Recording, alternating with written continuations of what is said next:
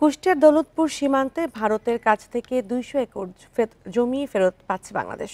উদ্ধার জমিতে সীমানা পিলার স্থাপন করবে বিজিবি। বুধবার দৌলতপুর সীমান্তের ৪০ পাড়ায় পদ্মা নদীর চর সংলগ্ন এলাকা পরিদর্শন করেন BGB sector commander colonel Mohammad Maruful Abedin. এ সময় শূন্য রেখায় বিএসএফ এর চরভদ্রা কোম্পানি কমান্ডার সহ বিএসএফ এর টহল দলের সঙ্গে শুভেচ্ছা বিনিময় করেন। পরে সাংবাদিকদের বলেন, উদ্ধার এলাকায় অস্থায়ী পিলারের অবস্থানও মার্কিং সঠিক রয়েছে। ওই অংশে বিজিবির নিয়মিত টহলও রয়েছে। আন্তর্জাতিক নিয়ম অনুযায়ী দুই দেশের প্রতিনিধির উপস্থিতিতে চূড়ান্তভাবে সীমান্ত পিলার স্থাপনের কাজ শুরু হবে শিগগিরই।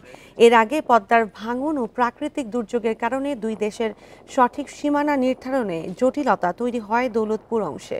গত সেপ্টেম্বরে বিজিবি বিএসএফ এর এক বৈঠকে প্রায় ২০০ একর জমির মালিকানা বাংলাদেশকে বুঝিয়ে দেওয়ার সিদ্ধান্ত হয়।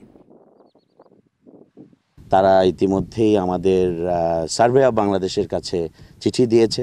আগামী 19শে জানুয়ারি আমাদের পূর্ববর্তী 6টি পিলারের যে